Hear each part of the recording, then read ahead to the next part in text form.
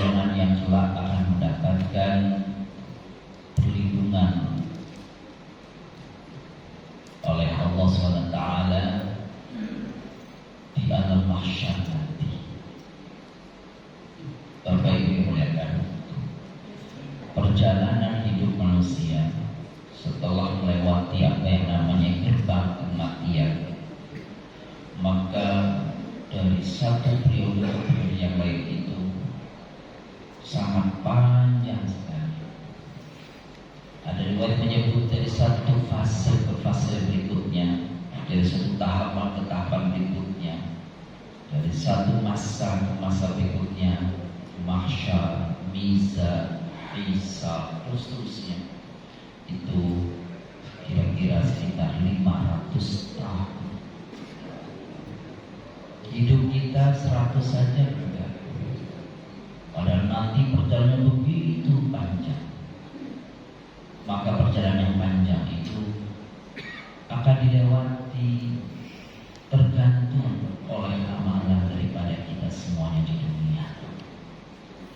Orang-orang yang beramal saleh maka melewati periode-periode itu dengan ringan, insya Allah, dengan mudah, karena Allah mudahkan sebab amal saleh kita di dunia. Tetapi bagi orang-orang yang kufur ketika hidup di dunia, sejak kematian tiba di alam kubur, di alam mahsyar, di alam mizan, terus sampai seterusnya, maka itu adalah kesengsaraan demi kesengsaraan. Salah satunya adalah ketika semua orang itu dari alam kuburnya bangkit, bangun dari alam kuburnya, digambarkan hadis Nabi Sallallahu Alaihi Wasallam bagaikan tumbuhan rumput yang kering selama ini tidak ada, tampak di atas tanah, dan dihujani hujan lebat, maka kemudian tumbuh masing-masing dari tempatnya. Begitulah kita bangkit dari kuburan, masing-masing kita semuanya bergerak menuju satu tempat, tempat berkumpul yang disebut dalam bahasa Arab namanya mahsyar. Mahsyar, kita nyebutnya alam mahsyar. Mahsyar itu tempat berkumpul.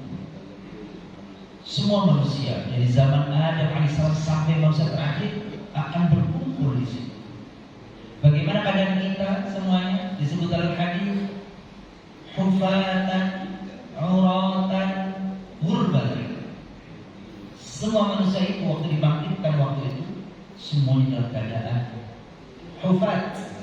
Apa itu hufat? Semuanya tak beralas kaki, semuanya teranjang alas kaki. Uratan, semuanya dalam keadaan tidak berkain apapun, telanjang. Ghurbalan, semuanya dalam keadaan tidak berkhitan. Maka rahmat Allah SWT di saat itu, ketika orang-orang itu semuanya tidak berpakaian, kasahullahu, Allah akan memberi pakaian kepada orang-orang yang dulu ketika dunia senang berbagi pakaian kepada orang-orang yang ada yang membutuhkan. Saat itu orang semuanya sedang keadaan haus, kering. Saqahullahu, Allah akan kasih minum karena dulu dia sering berbagi kepada sesama yang membutuhkan. Dan seterusnya dan seterusnya. Yang lebih mengerikan bagi muliakan, yang lebih menyeramkan bagi semua manusia saat itu, huru hara yang paling luar biasa di antara yang lainnya itu apa saat itu? Itu belum neraka, itu belum hisab, itu belum sirat. Di dalam surat Az-Zumar ayat 26 disebutkan wa asyraqatil ardu bi nuri rabbiha wa wudi'al kitab wa ji'a bin nabiyyin wasyuhada wa qudiya bainahum. Pada saat itu ketika semua sudah berkumpul di alam mahsyar, apa yang terjadi? Allah dekatkan matahari di semua manusia yang sedang berkumpul di situ. Dalam hadis disebutkan jaraknya hanya 1 mil saja. 1 mil dari kepala kita. Sekarang ini matahari itu jaraknya berjuta-juta, atau nggak disebut miliaran kilometer dari kita. Kalau terik matahari jam 12 siang kita keluar dari rumah, kering, panas. Apalagi jamaah haji tahun yang lalu kita mendengar informasi mereka dehidrasi, bahkan banyak yang mati karena kehausan karena kekeringan. Terik matahari jutaan kilometer. Kelak nanti dalam masyarakat matahari itu hanya berjarak 1 mil saja di kita, 1 kilometer saja di kepala kita. Dan di saat itu dijelaskan, maka setiap manusia akan mengeluarkan keringat, tapi qadarullah, dengan izin Allah, biqudratillah, semua manusia diberikan kemampuan untuk tahan tubuhnya itu tidak hangus, tidak rusak, tidak hancur, padahal harusnya hancur. Sengaja Allah berikan kekuatan kepada semuanya agar tubuh kita mampu untuk menghadapi panas yang susah itu. Nah, saat itu, Allah membolehkan manusia sebagaimana gambaran hadis akan berkeringat. Keringatnya itu bukan hanya netes tapi muncul. Maka ada keringat seseorang itu yang sampai mata kakinya, ada yang sampai lututnya, ada yang sampai pinggangnya, ada yang sampai dadanya, bahkan ada keringatnya yang sampai menenggelamkan diri. Berbeda satu dengan yang lagi keadaan itu yang sangat penting itu. Apakah saat itu kita bisa minta tolong kepada saudara kita, ibu kita, ayah kita, anak kita yang hebat, teman kita yang kuat? Yawma yafirul mar'u min akhihi wa ummihi wa abihi wa sahibatihi wa banihi. Begitu dalam surah An-Nazi'at disebutnya. Dalam surah Abasa wa Tawalla jelaskan. Hari itu orang berlari memisahkan diri dari siapa? Ayah dari anaknya, anak dari orang tuanya, istri dari ibu, istri dari suaminya, suami dari semuanya. Tetapi kemudian huru hara yang sangat mendekat itu akan ada orang-orang yang selamat, akan ada orang-orang yang tidak mengalami kengerian yang luar biasa saat itu. Dan itu disebut secara tegas dalam hadis Nabi SAW dan Bukhari Muslim, ada 7 golongan saja yang selamat dari itu. Dan kita mudah-mudahan kalau enggak 7 model, 7 sifat, 7 karakter, 7 gambaran itu, paling tidak kita ambil 1 saja di antara 7-nya agar kita selamat nanti di akhirat. Sayang kita semuanya.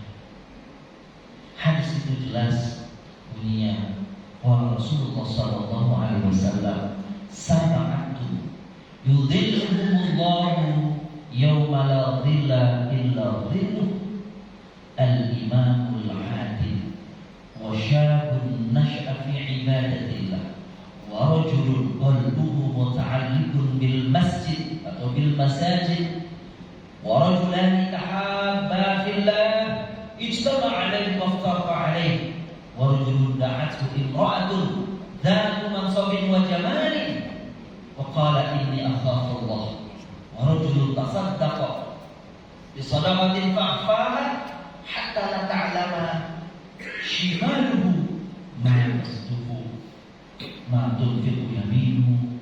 Yang terakhir, wa rajulun dzakarullaha khaliyan fafadat 'ainah. Itu hadisnya. Akan saya jelaskan satu persatu siapa 7 golongan itu agar kita bisa mengambil pelajaran dan bisa mengambil 1 saja minimal golongan itu agar kita selamat nanti di akhirat. Hadis ini hadis sahih, ya, bercerita tentang 7 golongan manusia yang mendapatkan perlindungan Allah SWT saat tidak ada perlindungan di saat panas terik matahari itu kecuali perlindungan Allah SWT. Siapa yang meriwayatkan hadis ini, Bapak Ibu? Hadis ini diriwayatkan oleh Al-Bukhari dalam hadisnya, ya, nomor 660, oleh Imam Muslim di nomor hadis 1031, oleh Imam Malik dalam Muwatta'nya, oleh Imam Ahmad dalam Musnadnya, At-Tirmidzi dalam Sunannya, An-Nasa'i dalam Sunannya, Ibnu Huzaimah dalam Sahihnya, Ibnu At-Tahawi dalam Mushkilul Athar, Al-Baihaqi dalam sunahnya dan banyak yang lainnya. Pokoknya dalam banyak hadis diriwayatkan. Berarti apa? Hadis ini kuat karena banyak jalan yang diambil atau yang diriwayatkan hadis ini.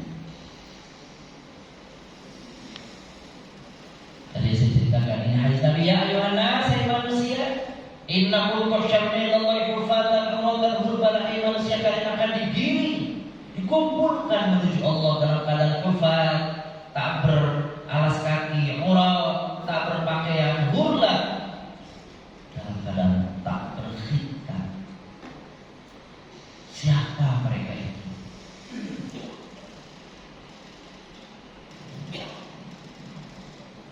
Golongan pertama, imam yang adil. Kalau kita pengen selamat nanti di hari huru-hara yang sampaikan itu, maka kalau kita pemimpin, jadilah pemimpin yang adil. Pemimpin siapa pemimpin? Dari mulai puncak paling tinggi sampai yang paling rendah. Lalu kita tidak bisa mengatakan, oh itu kan mereka akan bukan pemimpin. Tidak, setiap kita adalah pemimpin. Rasulullah SAW mengatakan, kullukum ra'in wa kullukum mas'ulun an ra'iyatihi. Bukan hanya yang punya jabatan tinggi yang kelak nanti akan diminta pertanggungjawaban oleh Allah. Masing-masing kita adalah pemimpin untuk kita. Minimal pemimpin bagi diri kita, jasmani kita, jasad kita. Lebih luas lagi kepada keluarga kita menjadi pemimpin. Lebih luas lagi kepada warga kita sekitarnya kalau kita diberikan menjadi pemimpin. Entah tingkat RT, RW, lurah, camat, sebagai terus ke atas. Tambah tinggi jabatan, tambah tinggi pertanggungjawaban di hadapan Allah, tambah berat. Maka dahulu Abu Bakar As-Siddiq ketika diberikan dan amanah jabatan diangkat dari khalifah, dia sebut bukan alhamdulillah, inna lillah.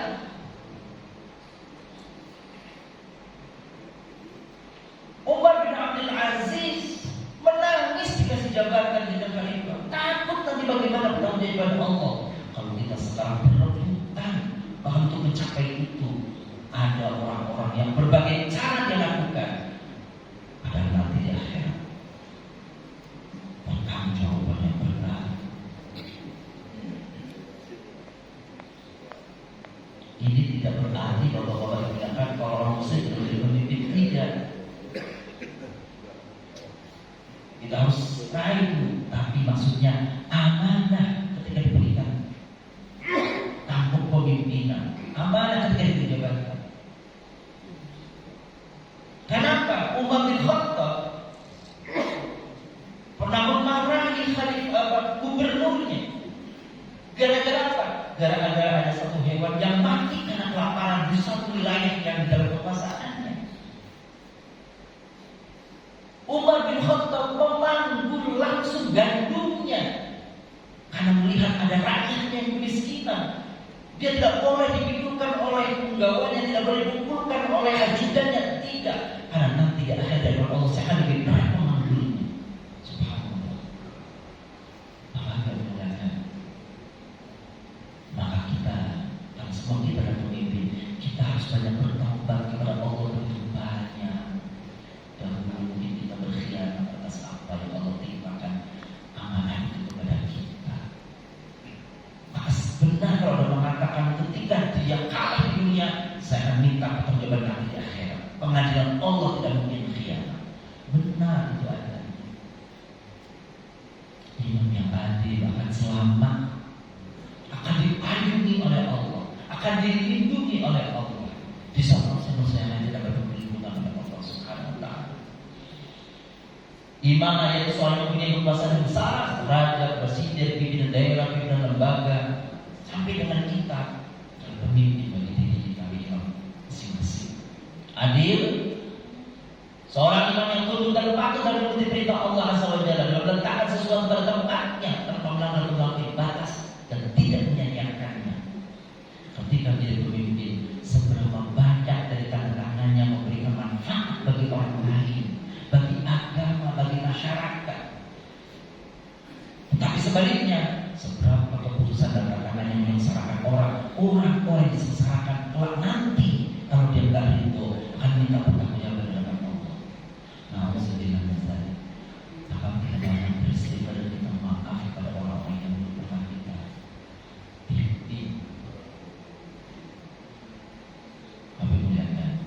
yang pertama. Yang kedua syabun nasyafi ibadatillah. Yang kedua adalah pemuda yang tumbuh masa mudanya dalam ketaatan, kepatuhan, ibadah kepada Allah. Ini kenapa disebut? Karena memang berat. Mengapa berat? Ya masa muda, orang pengen kita kan masa muda, masa pingin meluapkan segala emosi, segala kebebasannya. Maka Allah akan jamin melindungi anak-anak muda yang masa mudanya dalam lindungan Allah, karena beribadah kepada Allah. Nanti dalam lindungan Allah karena waktu hidup di dunia masa mudanya dalam ibadah kepada Allah. Maka bapak-bapak yang dimuliakan, kita sebagai orang tua jangan sampai nanti dimintai pertanggungjawaban Allah. Kenapa anak-anakmu kau biarkan tidak sholat, kau biarkan tidak puasa Ramadan, kau tenang-tenang saja? Kita yang sebagai orang tua akan diminta pertanggungjawaban oleh Allah. Semua kita lakukan. Mengingatkan, ada orang bertanya, kalau anak saya sudah besar perlu diingatkan enggak? Jangankan sudah besar, orang-orang yang sudah mampu masuk kuburan saja masih perlu diingatkan. Apa anak kita yang sudah berpisah bersama berkeluarga, layak enggak orang tua yang mengingatkan? Masih tetap mengingatkan. Tawasau bil haqqi, tawasau bis sabr. Tapi tentu caranya berbeda waktu dia kecil. Tapi mengingatkan tetap. Ya, jaga sholat 5 waktu. Terusnya, golongan ketiga, seorang yang hatinya bergantung kepada masjid. Nih bapak-bapak, ibu-ibu, ini kata-katanya rojul itu bahasa Arabnya laki-laki. Tapi penjelasan para ulama tidak spesifik laki-laki, perempuan juga, ibu-ibu juga. Karena ada hadis Nabi yang mengatakan jangan larang wanita-wanita untuk pergi ke masjid, untuk berjamaah di masjid. Jangan larang. Sepanjang apa?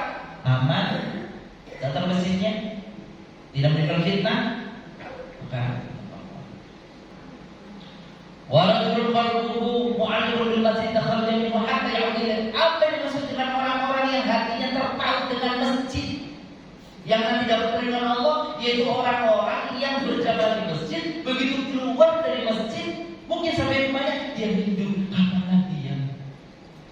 Kapan datang azan berikutnya? Kapan lagi berjamaah di masjid? Oh gitu. Ini mau tanya bapak-bapak semua, ibu semua. Kalau perlu tak keluar-keluar masjid lah.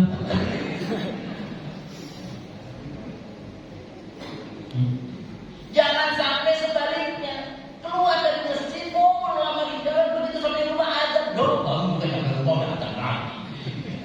Wah, jangan begitu. Alhamdulillah. Termasuk yang ini katakan penjelasan beberapa orang-orang yang menunggu sholat tiba itu di masjid sebelum azan, kalau bisa. Kalau enggak, yang penting jamaah di masjid. Itu yang kalau dilakukan, itu dapat perlindungan Allah di akhirat. Yang keempat, orang yang saling mencintai, dua orang yang saling mencintai karena Allah, bersama karena Allah, berpisah karena Allah, itu yang nanti akan dilindungi di hari tidak ada perlindungan. Siapa itu? Bisa laki-laki dengan laki-laki berkawan, berteman, berkongsi. Jangan berpikir kawan dengan laki-laki dengan laki-laki menikah, itu haram. Bukan. Itu namanya apa? LG. Berkawan, berteman, bertetangga karena Allah. Atau laki-laki perempuan yang menikah karena Allah, bukan karena A, bukan karena B, bukan karena C. Boleh, kata Nabi dalam satu hadisnya, tungkahul mar'atu li arba'in li jamaliha wa li maliha wa li nasabiha wa li dinha fadhfar li dzati din taribat yadak. Orang itu dinikahi biasanya karena 4 hal. Nabi menyebut itu. Pertama, karena kecantikan atau ketampanannya kalau dia laki-laki, karena hartanya, karena nasabnya, dan karena agamanya, kata selamat, pilih agama aman selamat. Maka orang Jawa itu orang-orang kita nih, biasanya kalau mau cari pasangan bobot, bibit, bebek, udah bobot. Itu persis sesuai dengan pesanan. Kalau orang milih karena ketampanannya, nanti kalau udah gak tampan, udah ganti kalah. Anak-anak muda sekarang kan modelnya yang ini gandrung sama apa tuh Korea, ya bocah-bocah. Kalau karena hartanya bisa sekejap hilang. Apalagi itu lagi ramai sekarang. Kalau besok undang-undang perampasan sekejap bisa habis hartanya, dirampas oleh negara. Terus kalau udah ada hartanya, linasabiha, iya, tapi bukan itu yang utama. Yang utama adalah yang bisa melanggengkan adalah takutnya kepada Allah, takwanya kepada Allah yang melanggengkan. Makanya doa kita kalau lagi datang ke pernikahan orang, hari-hari yang apa ini? Sakinah, mawaddah, warahmah. Sakinah itu baru menikah setahun, 2 tahun, 5 tahun. Mawaddah setelah 10 tahun. Rahmah terus sudah 50 tahun. Ibu bapak-bapak, rahmah. Apa rahmah itu? Gak rela pasangan kita itu menderita. Gitu nggak? Oh, kalau lagi jalan hati-hati mah dipegangin gitu, bukan dicorokin.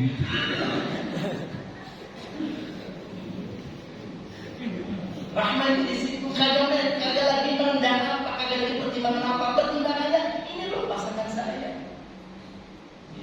Dan pasangan seperti ini, bapak-bapak ibu yang muliakan, ini dia ada.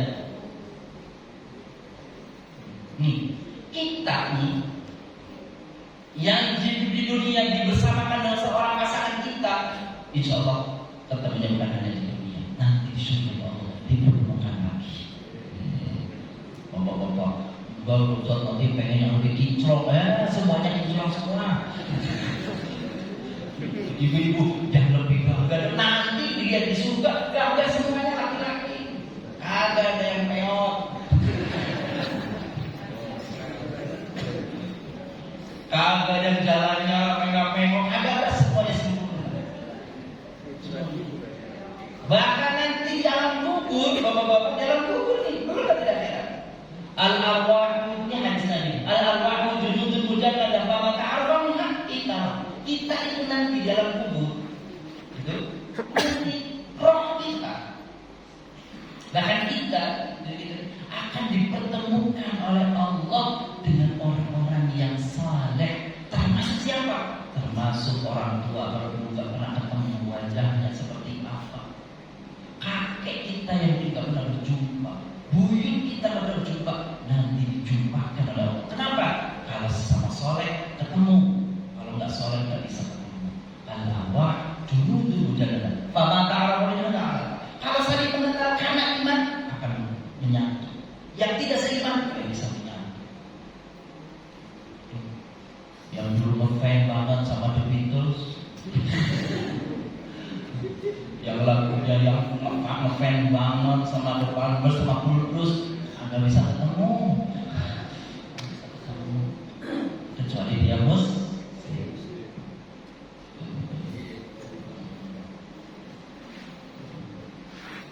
golongan kelima ini berat. Apa hadisnya bilang? Seseorang laki-laki, laki-laki, karena dulu yang Rasulullah sampaikan itu kepada laki-laki. Tapi orang mengatakan ini berlaku laki-laki dan perempuan. Tapi di sini nih, seorang laki-laki diajak oleh seorang perempuan, Zatu Mansubin, wajahnya cantik, punya kedudukan, punya kehormatan, pokoknya serba bagus semuanya, diajak untuk untuk ini pasti itu diajak Pak, di mana tuh Pak? Diajak, dia yang ajak. Wah bisa runtuh pertahanan. Seorang laki-laki yang waras, yang normal, yang sehat diajak seorang perempuan lagi cantik, lagi segala-galanya, sebutannya apa itu? Wis pokoknya gitu. Itu dilirik aja kelepek-kelepek. Apalagi diajak. Dia bilang ketika sudah ada kesempatan itu gak mau. Ini akhafullah, aku takut Allah. Ada nggak Pak gitu kan? Adalah ikhlas, nggak riak. Pertanyaannya, boleh nggak zakat diumumkan? Boleh nggak Bapak Ibu? Kalau diumumin, kita bersedekah diumumin. Boleh nggak? Boleh. Setiap Jumat diumumin sendiri. Sedekah dari ibu itu, ini dari bapak itu, bapak itu. Nih Bapak Ibu, antara rahasia dan riya. Kerahasiaan itu menggambarkan keikhlasan. Artinya orang yang bersedekah dengan ikhlas akan mendapat penghargaan dari Allah dalam bentuk payung dan naungan dari Allah. Jadi yang pokok dari masalah sedekah ini adalah ikhlas di hati. Kalau kita nama kita disebut, gitu, kita tidak minta, sedangkan minta, nggak apa-apa, nggak masalah. Ini dia. Bolehkah sedekah diumumkan? Boleh, asalkan yang bersangkutan tetap menjaga hatinya agar tetap ikhlas. Gitu ya. Gak diumumin sih, diumumin. Nanti tolong ya, kalau terpaksa mau diumumin, jangan pakai nama saya, hamba Allah saja. Gitu ya, pesen. Berkaitan nih 1 juta dibangun bangunan ini. Tapi tolong nanti ya, kalau mau diumumin jangan pakai nama saya, pakai nama hamba Allah. Akhirnya di tempat diumumin. Adapun pemasukan dari jamaah berupa dari hamba Allah 1 juta, ya colek menang dari saya.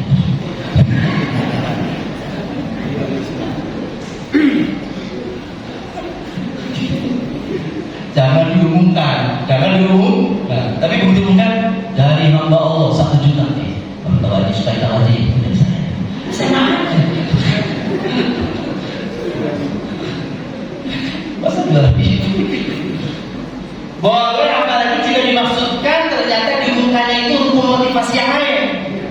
Boleh. Ada lewat masjid lagi pingin bangun apa? Mau ganti, ingat karpetnya udah berapa tahun nih? Udah udah 4 tahun. Mau ganti karpet? Ayo lelang. Siapa yang mau lelang mau nyumbang 1 meter? Siapa? Ada bisa 5 meter, saya 10 meter, 10 meter. Boleh, dalam rangka memotivasi. Tapi meskipun begitu, tetap harus dijaga. Terus kamu sekarang itu yang masih yang banyak saya 5 meter, jangan 10 meter ya. Sama. Hati-hati. Al-Quran menyebut itu sedekah fani'imahi. Kalau kau tampakkan, kau umumkan, kau sebutkan sedekahmu, nggak apa-apa. Itu kata Al-Quran. Surah Al-Baqarah 21. Wa itu buha wa tapi kalau kau sembunyikan demi menjaga hatimu, berikan kepada fakir miskin, maka itu jauh lebih baik. Supaya apa? Supaya hatimu terjaga. Tapi kalau bisa tetap hatinya dijaga supaya ikhlas, boleh diumumkan, dikasih tahu, jangan salah. Terakhir, orang itu juga bagaimana? Kalau yang lain-lain tadi susah, kita nggak bisa. Masih ada kesempatan terakhir itu. Kalau yang lain-lain itu harus melibatkan orang lain, harus ada unsur orang lain. Kalau ini masing-masing individu kita, yaitu apa Bapak Ibu? Titikkan air mata, teteskan air mata, maka kita sedang minta sama Allah, berdoa sama Allah.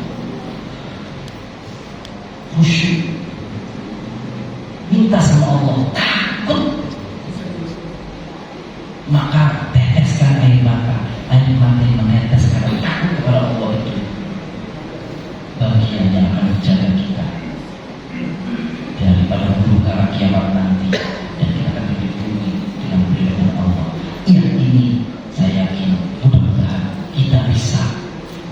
kata Nabi, menangislah jika engkau mampu dalam berdoa. Kalau tidak bisa, seakan-akan engkau menangis.